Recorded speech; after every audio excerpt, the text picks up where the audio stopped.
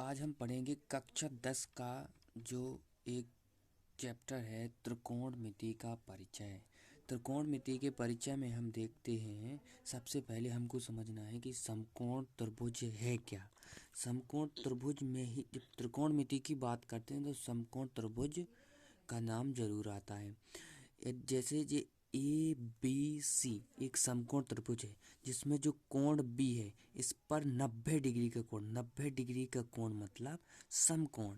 इसमें क्या होता है कि जो 90 डिग्री के सामने वाली भुजा है इसको कर्ण कहते हैं, और जहाँ पर ये थीटा बना है इसके जो सामने वाली भुजा है इसको लंब कहेंगे, और जो इस कोण के सामने वाली भुजा होगी ये आधार होगी। या फिर हम ये बोलें कि जो 90 डिग्री के बनाने वाली भुजा हैं उनमें से इस कोण के सामने वाली भुजा लंब और ए वाली भुजा आधार होगी। यदि हम यहाँ कोण की चर्चा करते, कोई कोण यहाँ बनता है यदि थीटा, तो इसके सामने वाली फिर ए वाली भुजा लंब होती और इसके सामने वाली भुजा फिर आधार होती।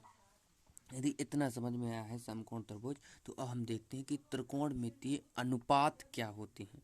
जो त्रिकोणमितीय अनुपात, त्रिकोणमितीय अनुपात, त्रिकोणमितीय अनुपात क्या होते हैं। तो त्रिकोणमितीय अनुपात इन्हीं भुजाओं को जब अनुपात के रूप में लिखते हैं तो त्रिकोणमितीय अनुपात हमें प्राप्त होते हैं। कुल 6 त्रिकोणमितीय अनुपात हैं। हम 6 त्रिकोणमितीय अनुपात में सबसे पहला त्रिकोणमितीय अनुपात देते हैं हम जब लंब को जब बटे में कर्ण करते हैं। जब लंब बटे कर्ण करते हैं, लंब बटे कर्ण, तो हमें प्राप्त होता है साइन थीटा। जब हम लंब बटे कर्ण करते हैं तो हमें साइन थीटा प्राप्त होता है। अब जब हम आधार बटे कर्ण करते हैं, आधार बटे कर्ण, तो हमें कॉस थीटा प्राप्त होता है। फिर जैसे ही हम जब लंब बटे कर्ण कर लिया, आधार बटे कर्ण कर लिया, और जब हम लंब बटे आधार करेंगे, लंब बटे आधार, लंब बटे आधार करते हैं तो हमें टेन थीटा प्राप्त होता है। टेन थीटा प्राप्त होता है। अब क्या होता है कि इनके उल्टा कर दें, इनको उल्टा कर दें, जैसे कर्ण बटे लंब कर दें, तो कर्ण बटे लंब कर दें तो हमें साइन का उल्टा कोसेक प्राप्त होता है। जैसे कर्ण बटे लंब, कर्ण बटे लंब हमें क्या प्राप्त होता है, तो कोसेक थीटा प्राप्त होता है। इसको उल्टा करें, कर्ण बटे आधार, कर्ण बटे आधार, तो हमें क्या प्राप्त होगा, सेक थीटा प्राप्त होगा, जो कॉस का उल्टा होगा। क्या होगा, कॉस का उल्टा होगा। अब इसको उल्टा करेंगे जब आधार बटे लंब, या क्या होगा, तो यह टेन का उल्टा होगा, और टेन का उल्टा जो होता है वो कॉट थीटा है।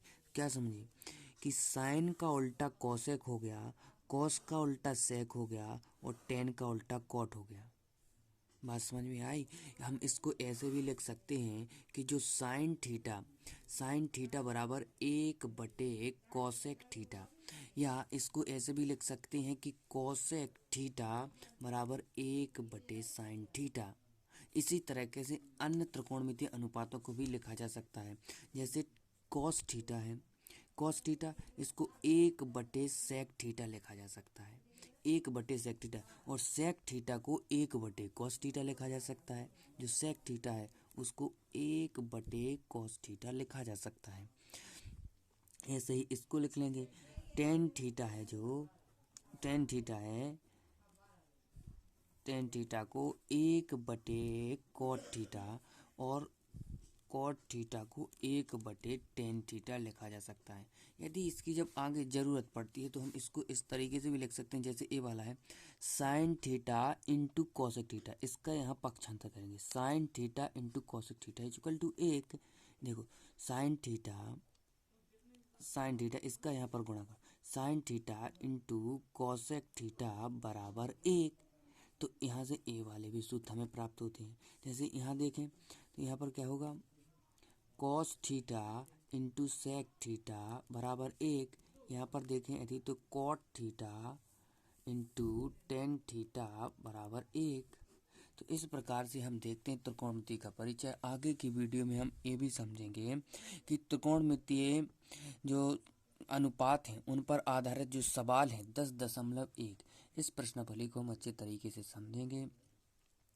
यदि वीडियो पसंद आए तो लाइक करें, शेयर करें और चैनल को सब्सक्राइब करें।